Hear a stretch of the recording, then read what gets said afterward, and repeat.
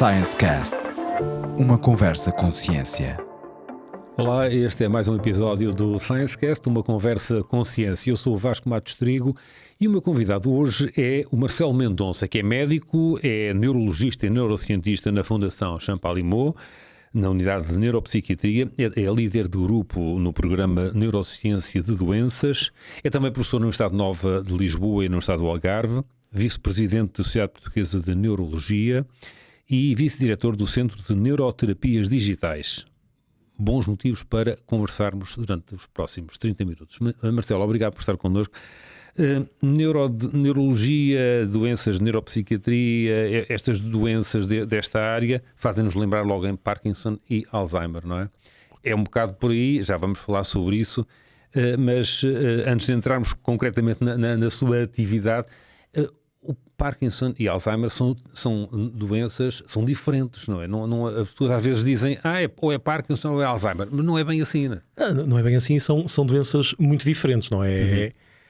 É quase como isto. Estou a procurar aqui de exemplos, mas quer dizer, uma coisa é uma perna partida, outra coisa é um braço partido. Se calhar isto não é um bom exemplo, mas são doenças radicalmente diferentes. São as duas, de facto, doenças neurodegenerativas, cuja prevalência aumenta com a idade, mas os sintomas são completamente diferentes desde o início das doenças. O Parkinson é mais as tremuras, não é? Classicamente a doença de Parkinson é descrita como uma doença do movimento, ou seja, sim, as pessoas têm rigidez, lentidão, tremor, enquanto que no exemplo específico da doença de Alzheimer é uma doença mais cognitiva, sim, ou seja, as pessoas têm esquecimentos, faltas de memória, portanto são duas coisas. Mas sempre a nível do funcionamento do cérebro. Sim, não é? Sim. São zonas diferentes do cérebro. Exatamente. Isto é um tema geral nas doenças neurodegenerativas em que processos biológicos diferentes levam a alterações mais focadas numas regiões ou noutras. Não há cura para nenhuma delas. Não há cura para nenhuma delas. E agora, aliás, para a maior parte das doenças. Obrigado. tirando infecções, mas é verdade, tirando infecções e ossos partidos. Sim. E agora vou dizer, e alguns cancros que eu acho que nós agora curamos. Factualmente. Para a maior parte das doenças, as doenças são condições crónicas, variações da biologia. Há que saber, há que conseguir viver o melhor possível, não é? Exatamente. Apesar delas, exatamente. Mas disse aí que vão se agravando ou podem se agravar com a idade, não é? Portanto, é o envelhecimento dos neurónios. Isso é, eu diria que isso é uma pergunta em que quem descobrir de facto isso há de ganhar muito dinheiro e reconhecimento. Sim. Que porque é verdade que, por exemplo, a idade é o principal fator de risco para a doença de Alzheimer, mas ao mesmo tempo não é só a idade. Por exemplo, no caso específico da doença de Alzheimer, nós temos polimorfismos genéticos, por exemplo, variantes genéticas que são reconhecidos fatores de risco e que fazem com que a doença se manifeste mais cedo ou mais tarde. Ao mesmo tempo, também temos fatores ambientais que são bem conhecidos e aqui, por exemplo, há bons dados no caso da doença de Parkinson. Uma coisa muito simples que até é recente, que já há muito tempo que sabe que alguns tipos de pesticidas são um fator de risco para a doença de Parkinson. E ainda recentemente até saiu um paper que é engraçado porque é uma coisa muito, muito croma, que é mostrar que as pessoas que vivem perto de campos de golfe têm um muito maior risco de doença de Parkinson do que as pessoas que vivem longe e que têm a mesma demografia, as mesmas características. Portanto, poderá estar relacionado com os produtos. Exatamente, ou seja, há fatores de risco genético, há fatores de risco ambientais. Porque é que a prevalência aumenta com a idade? São diferentes fatores que se juntam e que aumentam o risco. Acho que não temos um modelo claro para isto. Mas, portanto, pode acontecer, pelo que me está a dizer, pode acontecer em idades jovens, ou enfim. Sim, eu quando comecei a acompanhar pessoas com doença de Parkinson mais novas que eu, isto que é algo que também tem um peso, não é? Que o estigma e as necessidades de uma pessoa com uma doença de Parkinson aos 65 são diferentes de uma pessoa aos 35 ou aos 40. Mas sim, são doenças que podem acontecer em qualquer idade. Ora bem, mas o Marcelo Mendonça, quando era jovem, o que gostava era de matemática e de astronomia, não é? O que é que andou a ouvir? Sim.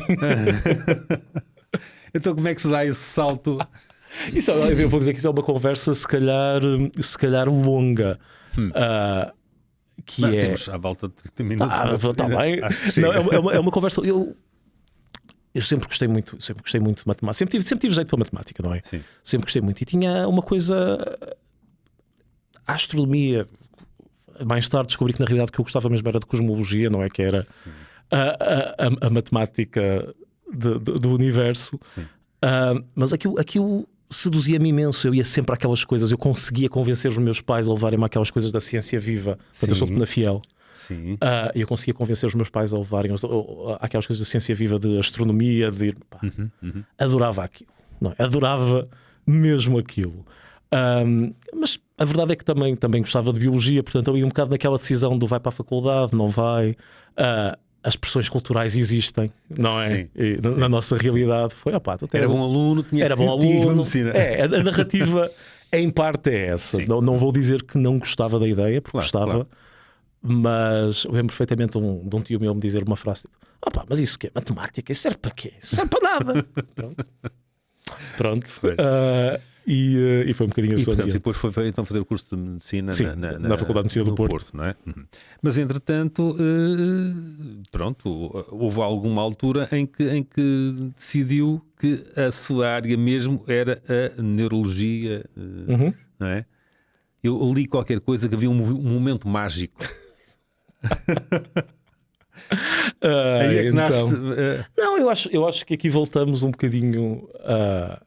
Eu acho que às vezes as escolhas nós não percebemos exatamente de onde é que elas vêm. E às vezes fazemos racionalizações a priori. Se há coisa que eu me lembro, e esta coisa do momento mágico, eu acho. Não quero entrar nos clichês habituais, mas apesar de tudo. É espetacular que nós tenhamos um órgão que não fazemos a mínima ideia como é que funciona e que produz comportamento, sendo que comportamento é a variável que nós mais vemos no dia a dia, é aquilo que promove as conversas, não é? Se nós formos ver a revista Maria, os comentários que lá estão são sobre comportamento, é uma coisa que nos interessa, não é? A todos os níveis. Nós vivemos em sociedade e o relacionamento com os outros é o nosso comportamento. Sim, é tudo. E tudo aquilo é determinado por uma coisa que pesa 1,5 kg que está dentro da nossa cabeça e que nós não percebemos como funciona. É engraçado, é bizarro, e mesmo quando olhamos para isto de uma forma evolutiva, como é que nós temos comportamentos tão complexos. Portanto, eu acho que esta coisa do fascínio de comportamento eu tinha, mas acho que é uma coisa que qualquer pessoa consegue perceber. E eu lembro-me que na altura estava no 4º ano de faculdade e para mim houve claramente um momento que eu fiquei, isto é muito fixe.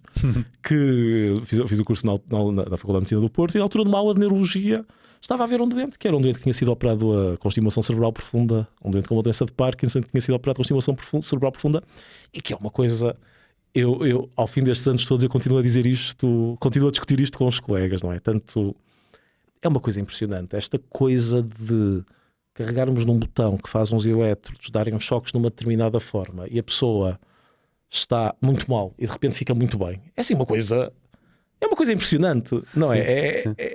Voltamos ao comportamento, não é? Nós vemos a pessoa está a tremer, rija, lenta e 3 segundos depois está, não vou dizer ótimo, mas está muito melhor. Sim.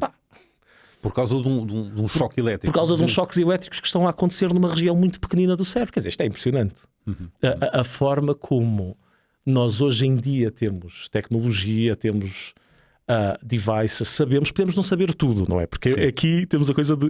Nós temos uma coisa que funciona e nós ainda não sabemos como é que aquilo funciona. O que é bonito. É impressionante como é que nós desenvolvemos uma ideia, um modelo teórico de isto vai funcionar, e funcionou, e depois é que começamos a perceber... perguntou o porquê é que funcionou. Depois é que começamos a perceber, isto não funciona nada como nós achávamos que isto funcionava. Sim.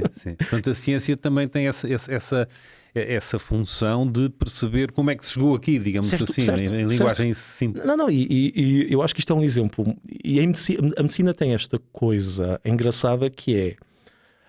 há uma dimensão da ação muito clara. Voltamos a isto, não é? Meter um fio na cabeça é uma ação. E chegou-se lá de alguma forma. Ou seja, pensava-se de uma determinada forma e decidiu-se, ok, faz sentido testarmos esta intervenção. E funcionou. Mas a verdade é que o facto daquilo funcionar fez-nos perceber que o cérebro não funcionava como nós achávamos, ou que aqueles circuitos de controle motor não funcionavam como nós achávamos que funcionavam. E não é, no caso específico da estimulação cerebral profunda, isto é uma coisa que já tem mais de 30 anos.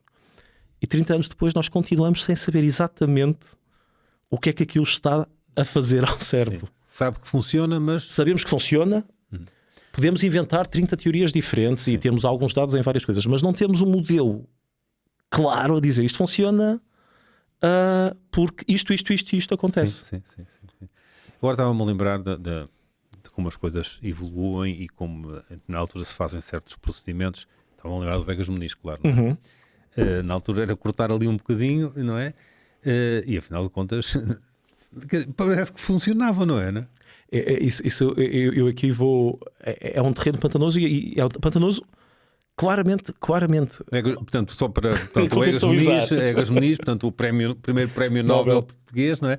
Que aliás não foi por causa da lobotomia que ele ganhou o prémio Nobel, não é? Foi por causa da angiografia. Exatamente. Mas falando da leucotomia, não é? E é importante fazer a história. A história, as inovações, a ciência às vezes são levados para caminhos diferentes, não é? E a leucotomia de Egas Muniz, da forma como ela foi implementada, desenhada, era um procedimento relativamente simples, e quando eu digo simples era pequeno e minimamente invasivo. É óbvio que envolvia cortar regiões do cérebro, mas era um procedimento minimamente invasivo. E a verdade é que depois, quando outras pessoas começaram a agarrar aquilo, é que passou a ser um bocadinho mais violento, cortar regiões maiores do cérebro e em populações que se calhar não tinham aquele benefício, e toda aquela história que existe associada de aquele tipo de procedimentos começar a ser utilizado para adversários políticos. Esta narrativa existe, não é? Sim. Mas voltando... E se calhar em populações ou em indivíduos que não interessavam, não é? Exato. Portanto, racismo, ou seja estes riscos existem, mas se voltarmos à origem e se voltarmos e se lermos e se estivermos a ver o que é que de facto Egas Muniz fez, o que ele fez foi elegantesíssimo. O tipo as experiências que foram feitas, a documentação que existe dos doentes, como é que estávamos a falar de uma altura que era antes de existir qualquer medicamento para doença psiquiátrica. Não existiam antipsicóticos. Não existiam.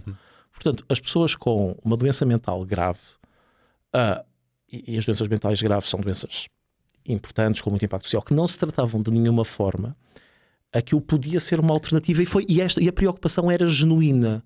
Era haver um modelo de eu acho que esta parte do cérebro faz alguma coisa para isto. Será que eu desligando aqui uns fios eu consigo reduzir os sintomas que estas pessoas têm? E é isso que eu estou a dizer. Quando nós olhamos para aquilo à luz daquilo que sabemos hoje, aquilo que Egas Muniz fez foi interessante e não radicalmente e diferente, porque era lesão. Mas se nós pensarmos novamente na cirurgia de estimulação cerebral profunda, que é aquilo que nós fazemos hoje em dia, que faz parte do tratamento da doença de Parkinson, é standard, não é? Sim.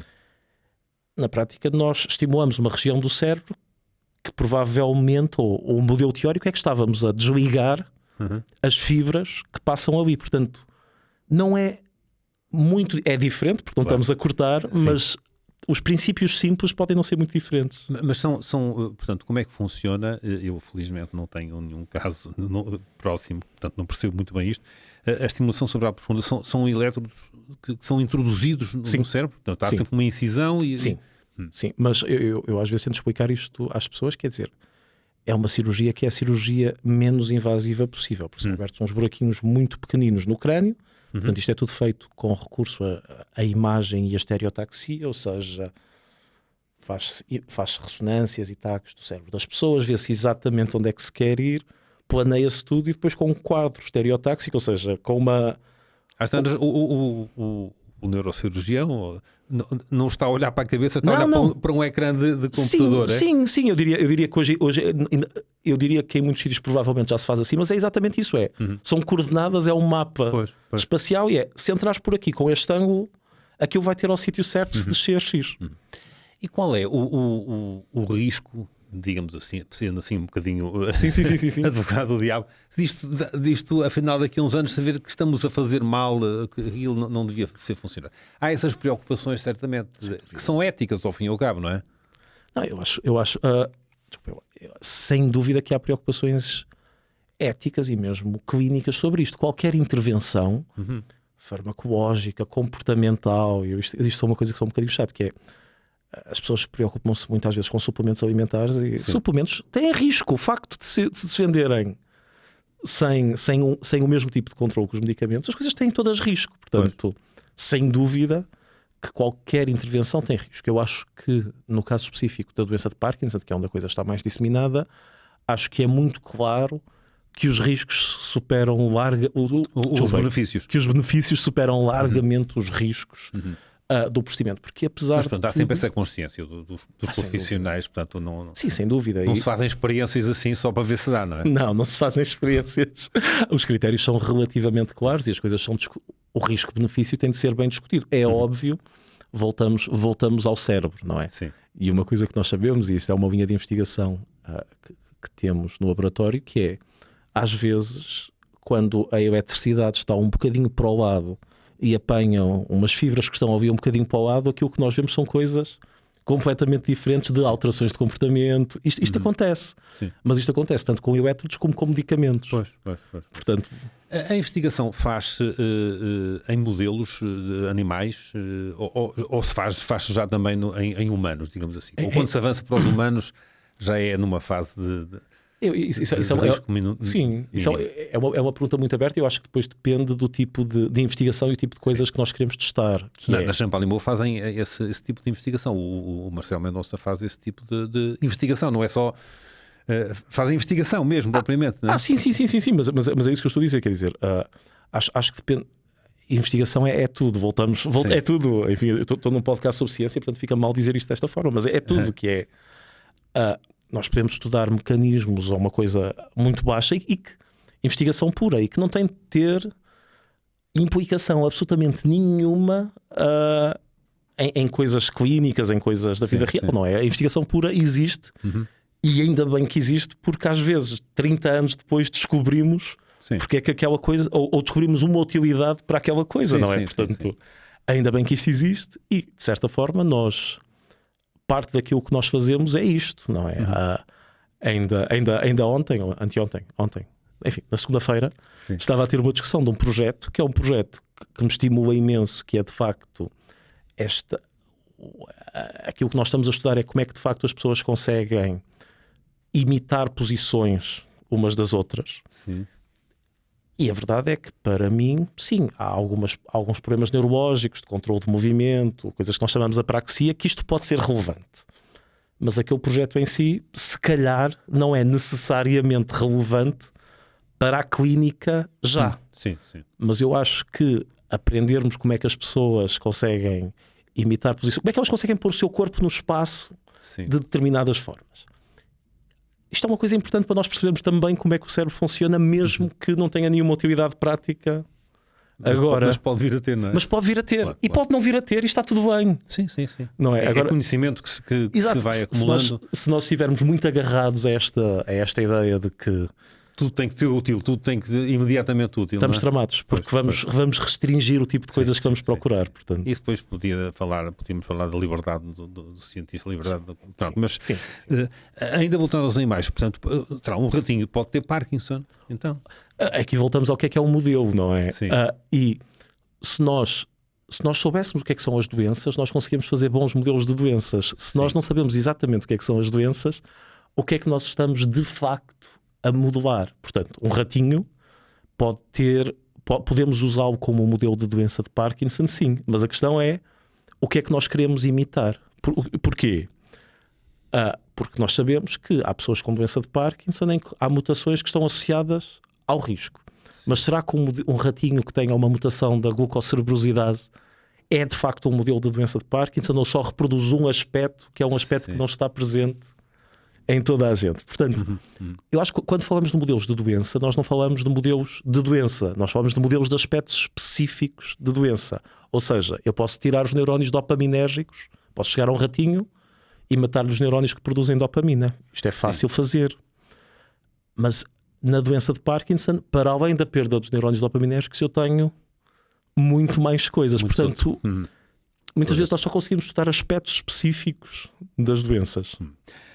Marcelo Mendonça, falámos já da estimulação cerebral profunda, mas há também uma estimulação magnética.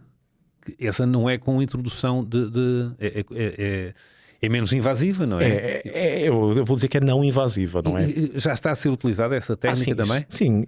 Para as mesmas situações, é uma alternativa?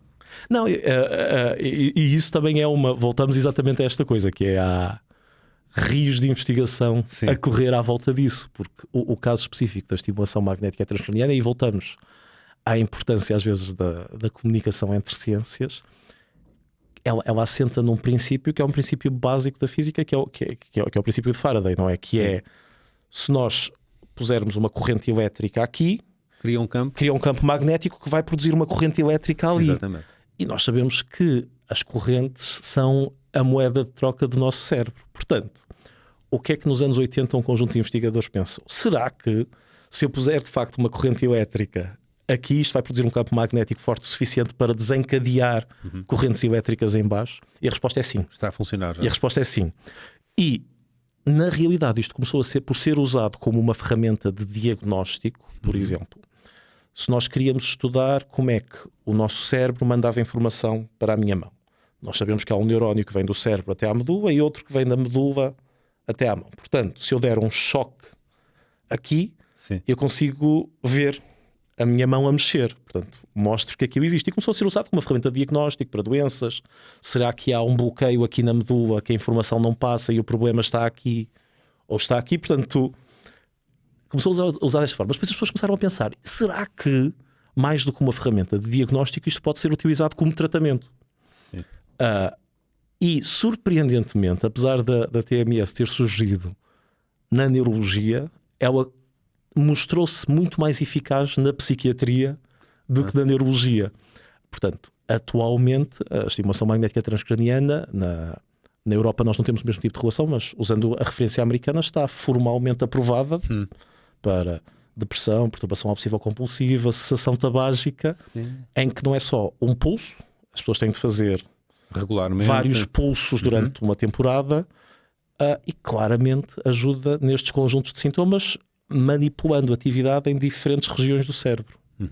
Uma pessoa que tenha um problema desses, não é suficiente consultar um médico de clínica geral, um médico familiar, digamos assim, de saúde familiar, que é como se diz hoje, não é?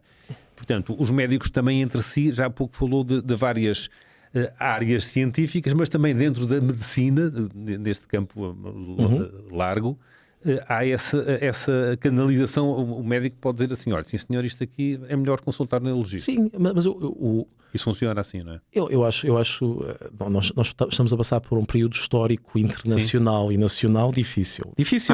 Sim. Culturalmente, muito ceticismo em relação a tudo, as vacinas não funcionam, os médicos não servem para nada. Sim. Mas ao mesmo tempo nós lidamos com muita pseudociência, com muito pseudo-médico e discurso intelectualizado sobre saúde. Sim. Da forma prática, por exemplo, a depressão, que eu acho que é um exemplo importante, é uma condição comum.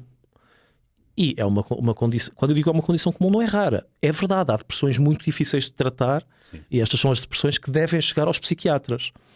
Mas a maior parte das pessoas com episódio depressivo, ou o médico de família consegue tratar ou orientar para psicoterapia, que também para depressões não graves, claramente traz benefícios. A questão é... Há aqui uma questão, há uma dimensão que é uma dimensão sobre acessos de cuidados de saúde, que é uma outra conversa.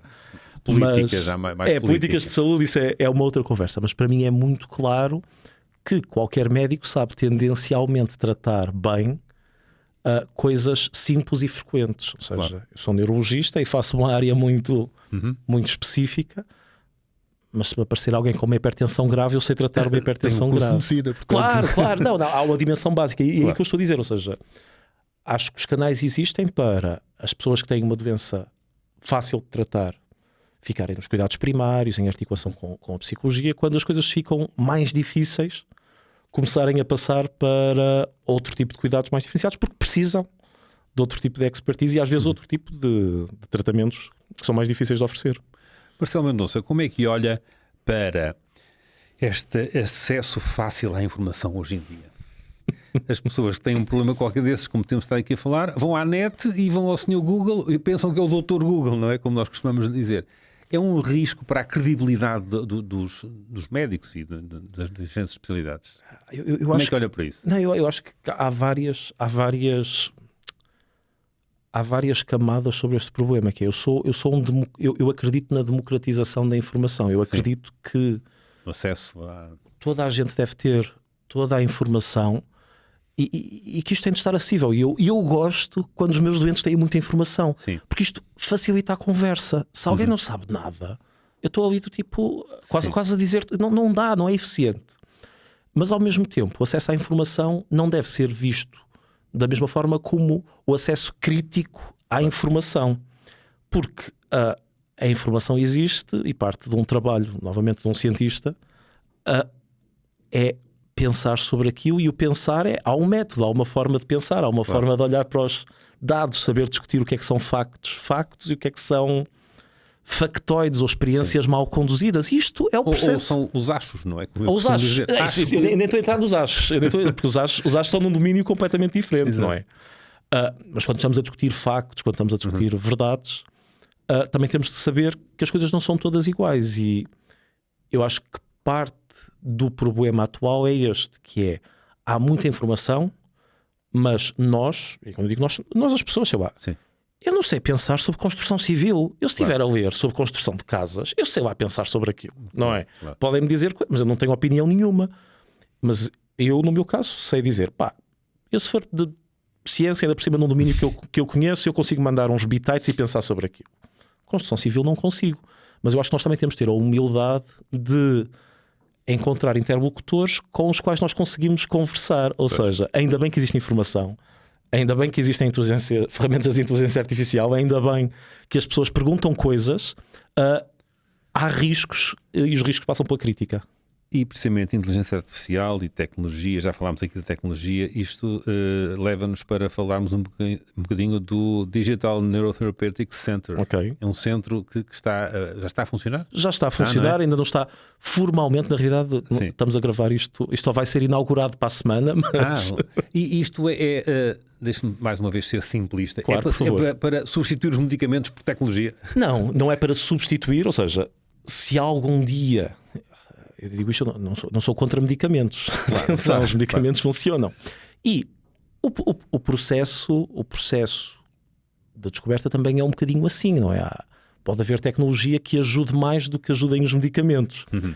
A ideia é criarmos um centro que começamos a oferecer às pessoas terapias, quer seja de estimulação cerebral não invasiva, quer sejam terapias comportamentais, com evidência além do tipo de tratamentos mais farmacológicos que nós estamos habituados. Uhum. Porque nós acreditamos, uma frase que eu digo às vezes é: o cérebro é diferente. O cérebro não é um fígado, não é? Sim. Eu com um fígado, não é? Eu sei que se matar umas células de fígado, eu sei o que é que vai acontecer ao corpo. O cérebro funciona por regras tão diferentes, não é? Nós aprendemos coisas.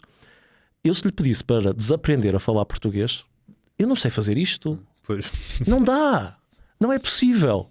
Portanto, há regras que são diferentes da forma como o cérebro funciona. E provavelmente o tipo de terapias que nós precisamos para doenças que afetam o cérebro são diferentes. E aquilo que nós queremos começar a fazer é oferecer aquelas que sabemos que funcionam, enquanto ao mesmo tempo fazemos investigação clínica, translacional, mecanística, desenvolvemos tecnologia para perceber novas terapias e terapias que nós ainda não sabemos se funcionam. Portanto, não são só neurologistas que estão neste centro. Não, a coisa gira que nós estamos a fazer é exatamente isto, que é, portanto, o centro é dirigido por mim, que sou neurologista, e pelo Albino Maia, que é psiquiatra, portanto, são neurologistas e psiquiatras, e o nosso staff, vou dizer, é todos os profissionais interessados nisto, ou seja, enfermeiros, fisioterapeutas, psicólogos, esperamos conseguir contratar terapeutas ocupacionais brevemente. Portanto, queremos todos os profissionais que estão interessados nesta área, para as pessoas falarem uma linguagem comum. E gente das tecnologias também? E gente das tecnologias, que portanto, isto faz parte de aliás, uma das pessoas que nós temos no nosso staff é uma engenharia biomédica, por exemplo. Porque de facto, sem tecnologia, sem fazermos análise de movimento, nós não conseguimos avançar neste espaço. A forma como formalmente implementamos estamos a trabalhar in-house com pessoas numa outra, vou-lhe chamar divisão, não é? Que se chama warehouse, em que estão os engenheiros. Certo. E lá, essencialmente lá estão os engenheiros, do nosso lado estão os clínicos, e há canais comunicantes muito orgânicos em que os engenheiros vêm fazer experiências para o nosso espaço clínico, nós fazemos experiências no warehouse, mas é para ser um sítio de tratamentos e de investigação neste espaço. Este espaço é dentro da Fundação? Sim. Não é? Uhum. Sim.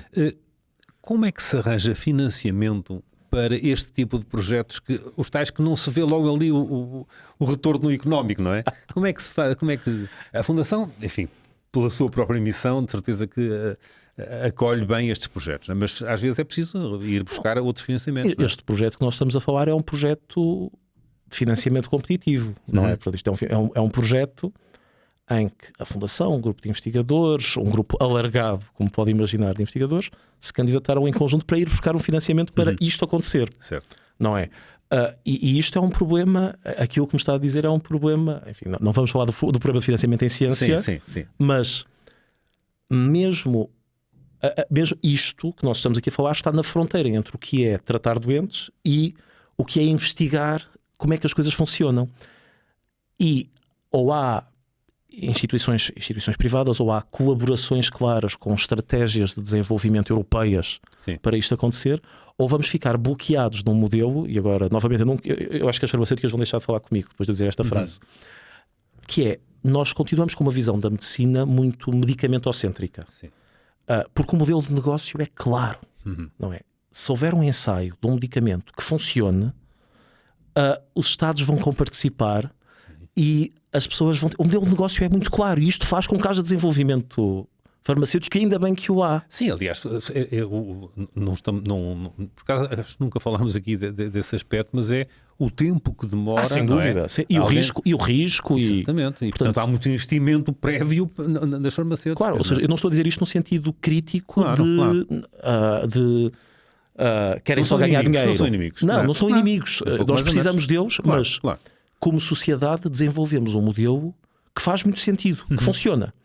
E quando nós falamos em terapias não farmacológicas, qual é que é o modelo de desenvolvimento e de negócio? Não existe. Sim. Se eu tenho uma fisioterapia que eu quero testar, como é que eu escalo isto para ter um modelo de aprovação? Não existe. Sim, mas ao fim e ao cabo eu lembro-me que já não é de agora, há uma área da eletromedicina. Certo. Nos cursos de engenharia, certo. Quando eu passei por lá, certo. havia uma vertente que era eletromedicina, portanto, que era tal o funcionamento colaborativo entre os eletrotécnicos e os médicos e os clínicos. Não, mas sendo, ou seja, separando aqui as coisas, para mim é muito claro que nós precisamos, quer dizer, uma ressonância eu não percebo nada daquilo, eu sei umas coisas de física, sei olhar para umas imagens, mas não percebo nada daquilo. Portanto, este desenvolvimento tem de acontecer. O que eu estou a dizer é que em medical devices, em terapias farmacológicas, o modelo é muito claro de como é que nós fazemos isto chegar às pessoas. Sim.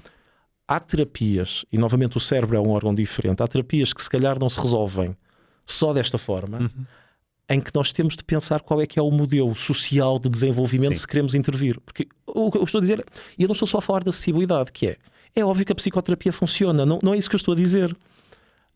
Mas se calhar temos de pensar como é que, não só de uma perspectiva da acessibilidade, como é que as coisas chegam a mais pessoas, mas como é que nós conseguimos escalar e criar modelos de cofinanciamento que fazem sentido. Portanto, porque reconhecendo que o cérebro é um órgão diferente e que se trata de uma forma diferente. Há pouco já referiu aí em procedimentos ou em regras e procedimentos nos Estados Unidos, que são diferentes dos de cá. Está-se a alterar esse equilíbrio ou desequilíbrio por causa do que está a passar nos Estados Unidos, de cortes nos financiamentos da ciência e tudo isso. A Europa, há uma oportunidade para a Europa para... Eu novamente não sou o político, mas há uma oportunidade, neste momento há uma oportunidade incrível para a Europa de dar um salto. E dar um salto, nós temos dois grandes polos de desenvolvimento tecnológico, né? Temos os Estados Unidos de um lado, temos a China, e a Europa perde-se ainda um bocado em hiperregulamentações e decisões e decisões a 28. E eu percebo que tenham de existir decisões a 28, mas por 28 pessoas a concordar na mesma coisa... Agora estão a mexer nisso lá. Mas é isso, é difícil. E acho que estamos num momento... A Europa tem potencial, tem uma estabilidade social completamente diferente nos Estados Unidos, não é? Nós temos tudo para ser um polo de desenvolvimento. Temos de resolver estes nitty-gritties de como é que nós decidimos estrategicamente. Temos de resolver isto. desafio que fica aqui no final desta nossa conversa. Marcelo Mendonça, muitíssimo obrigado por ter estado aqui connosco. Foi um gosto. Este episódio vai ficar já nas redes, nas plataformas de podcast, claro, e nós para a semana temos aqui um novo convidado para falarmos para uma conversa com ciência. Obrigado, até para a semana.